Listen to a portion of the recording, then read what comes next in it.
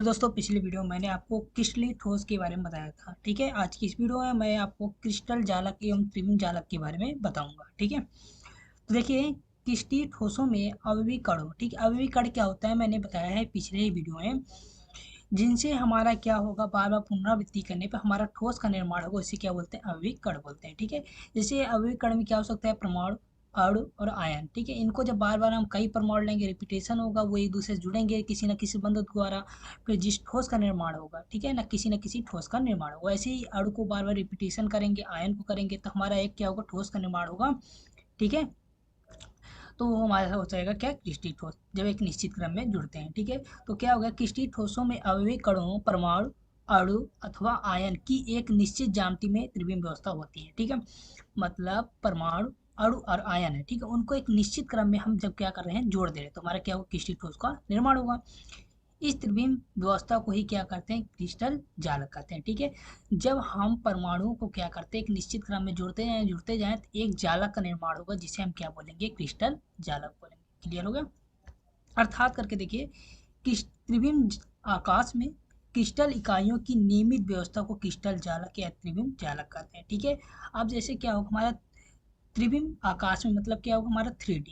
ठीक है, 3D में क्या करेंगे, जब आप क्या करेंगे, कणों को पुनरावृत्ति करते जाएंगे तो एक जालक का निर्माण होगा, जिसे हम क्या बोलेंगे, क्रिस्टल जालक या त्रिविम जालक। ठीक है, यहाँ पर दो डिफिनेशन है, जो आपको इजी लगे वो याद करिए। ठीक है, ये जो क्रिस्टलीय जालक होते हैं वो तीन टाइप्स के होते हैं। ठीक है, एक क्या होता है, एक बीमी, एक क्या होता है, द्विबीमी, एक क्या होता है, हमारा त्रिबीमी होता है। ठीक है, अब एक एक के बारे में पढ़ेंगे। पहले फिर से एक बार समझिए क्रिस्टल जालक क्या होता है।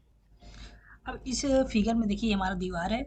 देखिए यहाँ पर ये क्या है, ईंट है, ये ईंट है, ये ईंट है, ऐसे है ना। इसको या परमाणु मानिए या अणु मानिए या तो आयन मानिए। ठीक है, इनको जब बार बार रिपीटिशन किया गया, इनको दोहराया गया, तो क्या किया, एक दीवार का निर्माण हुआ। यही दीवार क्या है, हमारा जालक है, जिसको हम क्या बोलते हैं, क्रिस्टल जालक है। ठीक है, जैसे ईंट को बार बार एक निश्चित क्रम में दोहराने से एक दीवार का निर्माण होता है, वैसे ही परमाणु, अणु और आयन को बार बार दोहराने से एक निश्चित क्रम में एक ठोस का निर्माण होता है। ठीक है, जिसको क्या बोलते हैं, क्रिस्टल जालक बोलते हैं। आशा करता हूँ ये आपको समझ में आ गया होगा।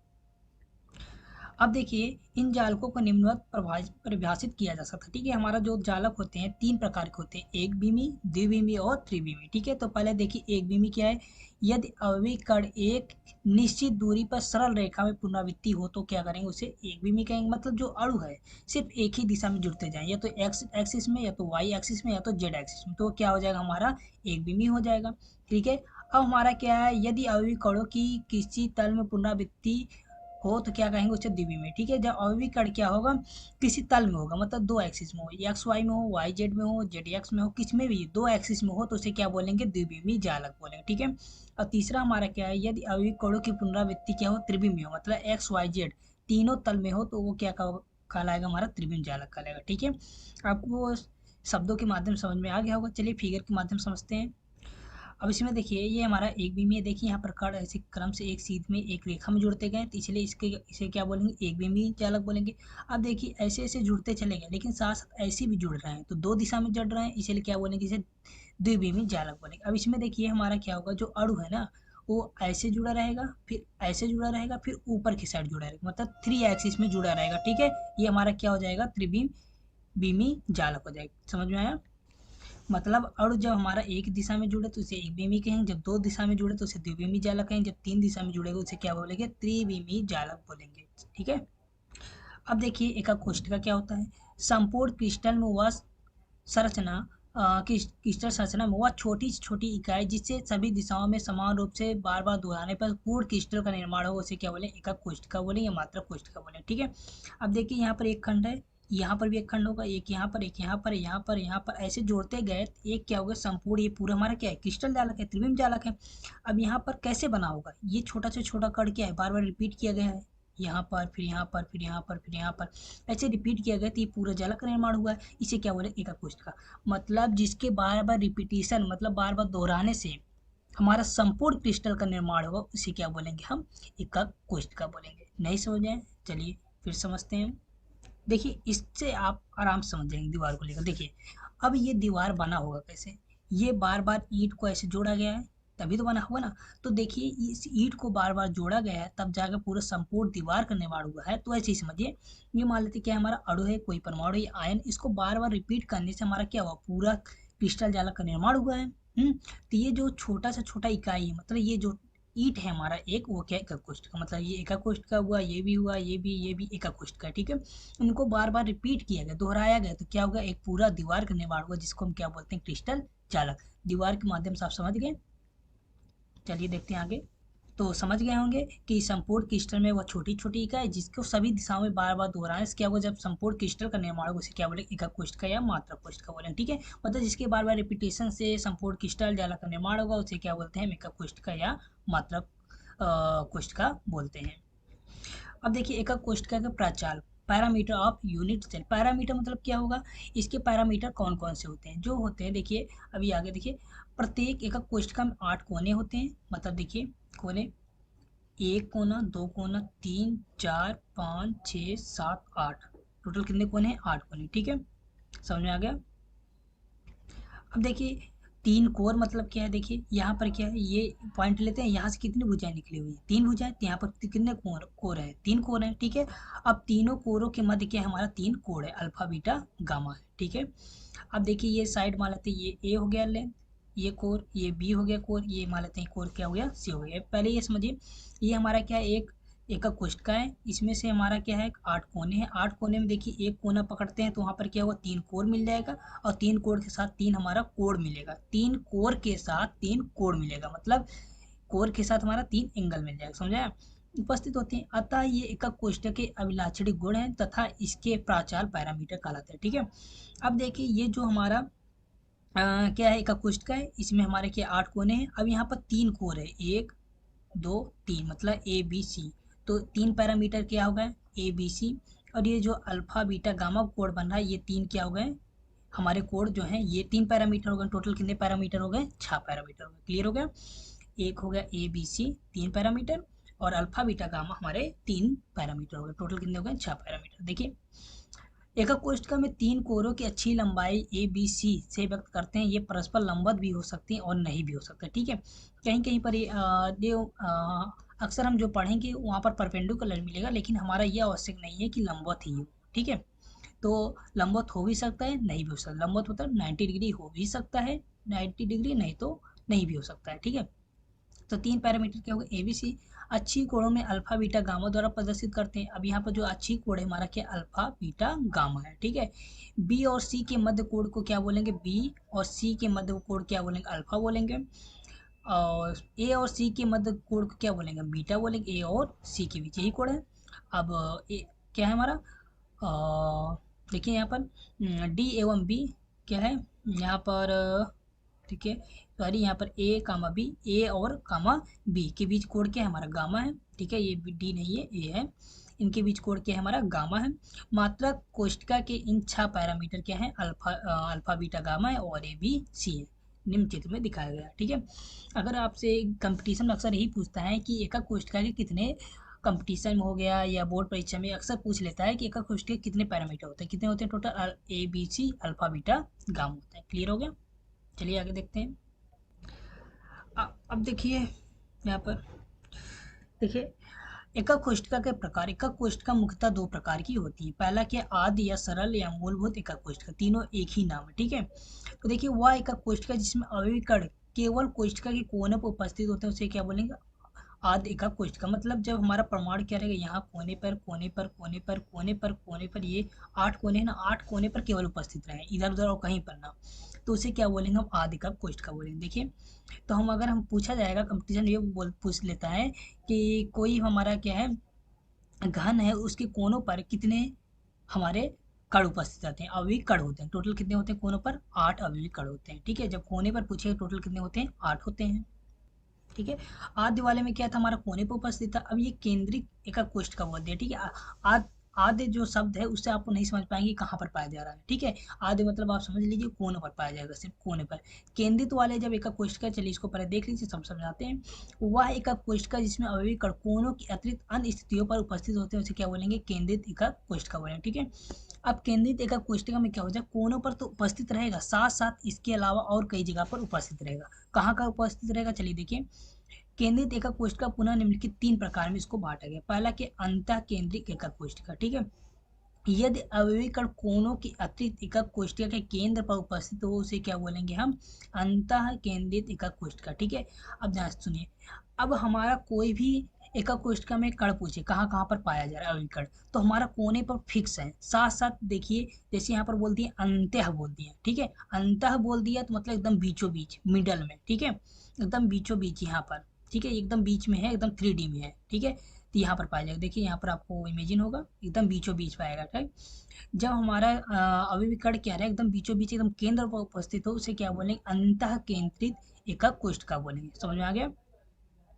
अब देखिए, फलक केंद्रीय एकक कोष्ठक के अवयवी कण एकक कोष्ठक कोनों के अतिरिक्त प्रत्येक फलकों के केंद्र पर उपस्थित हो या फलक केंद्रीय एकक कोष्ठक कहलाता, ठीक है।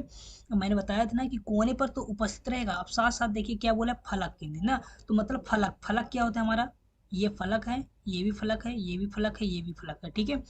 देखिए यहाँ पर क्या है, हमारा ये कोना है, इसको क्या बोलते हैं, ये एक साइड जो है ना हमारा वो फलक होता है, क्या होता है, फलक होता है, ठीक है। और ये हमारा एंगल ये सब होता है, ठीक है।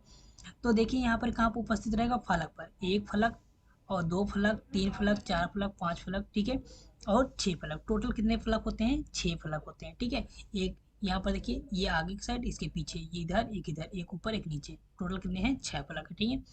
तो फलक पर कितने उपस्थित रहेंगे, टोटल छह। तो केंद्र पर टोटल 8, ओ सॉरी, केंद्र पर बोले कोने पर कितना रहेगा, 8 रहेगा, और फलक पर यहाँ पर 6 रहेगा। समझ आया। अब आगे देखिए, अब अंत्य केंद्रित एकक कोष्ठक क्या होता है, जब हम इस प्रकार की एकक कोष्ठक अवयवी कण कोनों के अतिरिक्त दो विपरीत फलकों के, ठीक है। अब जैसे यहाँ पर ये फलक है, अब ये वाला छोड़ो, या तो क्या करो, इसके सामने वाला छोड़ो, सामने एक साइड वाला, ठीक है, उसको छोड़ के नीचे रहेगा, ठीक है। अब जैसे ये वाला हम लेते तो ये वाला छोड़ के क्या हमारा इस नीचे है ना, तो हम क्या है, ये वाला जैसे लेते इसके पीछे की साइड जो होगा उसको फलक को छोड़ के नीचे, मतलब अंत्य जब बोलेगा तो हमारा क्या होगा, एकांतर क्रम में रहेगा, ठीक है। मतलब यहाँ पर ऊपर की साइड है तो बगल वाला साइड चारों तरफ छोड़ दिया जाएगा, उसके नीचे पाया जाएगा। यहाँ पर अगर लिया जा रहा है तो इस पार लिया जाएगा, उस पार पीछे लिया जाता तो सामने की साइड लिया जाएगा कर्ण, ठीक है। तो अंत्य जब बोलेगा तो हमारा जो कर्ण होता है विपरीत फलकों पर उपस्थित होता है। फिर से एक बार समझिए, अगर बोलेगा आद्य का कोष्ठ का तो हम क्या करेंगे, सिर्फ कोने पर लेंगे, ठीक। जब हमारा अंतः बोलेगा तो हम क्या बोलेंगे, सिर्फ बीचों बीच केंद्र पर लेंगे, केंद्र पर, ठीक है। और बोलेगा हमारा क्या, फलक केंद्रित का कोष्ठ का, तो हम फलक भी लेंगे। टोटल कितने फलक होते हैं, 6 फलक होते हैं, ठीक है। जब अंत्य बोलेगा मतलब इसमें या लग जाएगा तो हमारा क्या हो जाएगा, विपरीत फलक। समझ आया। ये अगर नहीं समझ आएगा तो फिर से एक बार वीडियो रिपीट करके देख लीजिएगा, समझ में आ जाएगा आपको। अब देखिए यहाँ पर क्या होगा, जो हमारा क्रिस्टल जालक होता है, संरचना होता है, का कोष्ठक होता है, वो कई प्रकार के हो सकते हैं। पहला हमारा क्या है, घनी। घनी में क्या होगा हमारा, संभव कौन कौन सी हो सकती है, आद्य हो सकती है, अंतः केंद्रित हो सकती है, और तो देखिए यहाँ पर क्या है, आद्य वाले में तीनों संभव है। यहाँ पर क्या होता है, जब घनी रहेगा तीनों साइड क्या रहेंगे, बराबर रहेंगे, और तीनों जो एंगल है, मतलब जो अल्फा बीटा गामा बनता है, प्रत्येक कोण क्या होगा हमारा 90 डिग्री होगा, ठीक है। एग्जाम्पल ये हो गया। हो सकता होगा आपको ये नहीं समझ आ रहा होगा, अभी मैं अभी फिगर दिखा रहा हूँ इसका सभी का। द्विल समलंबाज क्या हुआ, इसमें क्या होगा, हमारा आद्य और अंतः केंद्रित संभव है, ठीक है। अब देखिए इसका मतलब क्या है, जैसे आद्य मतलब कोने पर संभव है, ठीक है। उसके अंतः केंद्रित मतलब क्या होगा, हमारा बीचों बीच एकदम केंद्र पर उपस्थित संभव है, और फलक पर संभव है, ठीक है। अब यहाँ पर देखिए आद्य में मतलब जो हमारा परमाणु कोने पर संभव है और केंद्र पर संभव है, लेकिन फलक पर बिल्कुल भी नहीं संभव, और विपरीत फलक पर वो भी मतलब अंत है वो भी संभव नहीं है, ठीक है। इसमें क्या होगा, हमारा ए और बी ये दोनों साइड बराबर होंगे, जो तीसरा साइड है सी वो बराबर नहीं होगा, लेकिन जो प्रत्येक कोण है वो 90 डिग्री का होगा। एग्जाम्पल ये सब है हमारा, ठीक है। स्वेट 3 हो गया, स्वेट 3 हो गया, SnO2 हो गया, TiO2 हो गया, CaSO4 हो गया, ठीक। अब देखिए हमारा क्या है, विषम लंबाज, आद्य, अंतः केंद्रित, फलक केंद्रित और अंतः केंद्रित, इन तीनों में ये क्या है, विषम लंबाज में तीनों संभव है, ठीक है। मतलब कोने में भी संभव है, केंद्र में भी संभव है, फलक केंद्रित में भी संभव है, और अंतः केंद्रित में भी संभव है, ठीक है। इसमें क्या होगा, तीनों साइड है वो आपस में कभी बराबर नहीं होते हैं। यहाँ पर अल्फा बीटा गामा ये क्या होगा, तीनों 90 डिग्री होंगे, ठीक है। ये हो गया, ठीक। अब खटकोड़ी में क्या है हमारा, देखिए आद्य है, ठीक है। इसमें आद्य मतलब सिर्फ कोने पर ही संभव है, ठीक है, मतलब कोने पर संभव है और सब जगह संभव नहीं है। तो यहाँ पर क्या होगा, ए और बी साइड बराबर होंगे, लेकिन जो सी है तीसरा साइड वो आपस में बराबर नहीं होगा, ठीक है। यहाँ पर अल्फा बीटा और क्या होगा 90 डिग्री होगा, ठीक है। और गामा बराबर क्या होगा हमारा 120 अंश होगा, मतलब जो तीसरा कोण है वो हमारा 90 डिग्री नहीं होगा बल्कि क्या होगा 120 अंश। एग्जाम्पल में क्या होगा, जैसे हमारा ग्रेफाइट हो गया, जेनेनो हो गया, सीडीएस हो गया, ठीक। त्रिसमताछ, ठीक है। इसमें क्या होगा हमारा आद्य ही संभव है, यहाँ पर ए बी सी क्या होगा बराबर होगा। अल्फा बीटा गामा जो है हमारा 90 डिग्री, अल्फा बीटा बरा और गामा क्या होगा 90 डिग्री नहीं होगा, एक भी 90 डिग्री नहीं होगा इसमें संभव, ठीक। और इसके एग्जाम्पल यहाँ पर दिए हुए हैं। और एकांताक्ष में आद्य और अंतः केंद्रीय संभव है, मतलब अल्फा बीटा गामा, लेकिन बराबर नहीं होंगे, ठीक। और सॉरी, यहाँ पर जो ए और बी है और सी है ये कभी आपस में बराबर नहीं होंगे। यहाँ पर अल्फा और गामा 90 डिग्री होगा, लेकिन जो बीटा है वो 90 डिग्री नहीं होगा, उससे थोड़ा बहुत कम होगा। ये एग्जाम्पल ये दिए गए हैं, ठीक। अभी फिर क्या हमारा त्रिताक्ष है, इसमें आदि मतलब संभव है, मतलब सिर्फ कोने पर, और ए बी सी है वो आपस में कभी बराबर नहीं होंगे। अल्फा और बीटा आपस में और गामा तीनों आपस में कभी बराबर नहीं होंगे और 90 डिग्री भी नहीं होगा, ठीक है। एग्जाम्पल ये सब दिए हुए हैं, ठीक है। चलिए इसका हम फिगर देख लेते हैं। देखिए ये क्या है घनी का, देखिए इसमें क्या होगा सभी साइड बराबर होगा, लेकिन और सभी कोण क्या होगा हमारा बराबर होगा। ऐसे समलंबाच में देखने से पता चला दो साइड बराबर होगा, लेकिन तीसरा साइड आपस में बराबर नहीं होगा, प्रत्येक कोण क्या होगा 90 डिग्री होगा। ऐसे इसका भी फिगर है, यहाँ पर भी देख लीजिए एक कोण क्या है 90 डिग्री है, ठीक है। यहाँ पर दो साइड बराबर लग रहा है, लेकिन तीसरा साइड आपस में बराबर नहीं। यहाँ पर देखिए दो साइड बराबर होगा, लेकिन यहाँ पर हो सकता है तीनों साइड बराबर नहीं है, ठीक है। विषम लंबाच है तो एक भी साइड नहीं बराबर रहेगा। ऐसे यहाँ पर क्या होगा सभी साइड बराबर होगा, लेकिन एंगल क्या होगा इक्वल नहीं होगा, 90 डिग्री नहीं होगा। यहाँ पर देखिए क्या है हमारा एकांताक्ष, मतलब यहाँ पर देखिए ये 90 डिग्री सब 90 डिग्री होगा। बीटा 90 डिग्री से थोड़ा कम ज़्यादा हो सकता है। और यहाँ पर देखिए जो साइड है ये भी बराबर नहीं होगा, ऐसे ये भी है, ठीक। तो इसको देखिए इसमें क्वेश्चन कैसे पूछ, ठीक है। जैसे क्वेश्चन पूछता कैसे, जैसे पूछ लेगा द्विसमलंबाच में क्या होगा, पैरामीटर दे देगा ए बराबर बी बराबर सी, फिर ये दे देगा, फिर ये दे देगा, ये चार ऑप्शन दे देगा घुमा फिरा कर, ठीक है। इसमें से आपको बताना रहेगा, चार ऑप्शन घुमा फिरा कर दे देगा, कहेगा इनमें से कौन सा सही है द्विसमलंबाच की, तुम्हारा ये होगा सही। लेकिन आप लोग सोच रहे होंगे याद कैसे होगा, तो आने वाले वीडियो में आपके लिए ज़्यादा बड़ा नहीं बस छोटा ही वीडियो बनाऊंगा, उसमें इसका ट्रिक बता दूंगा कैसे आपको याद करना है, ठीक है।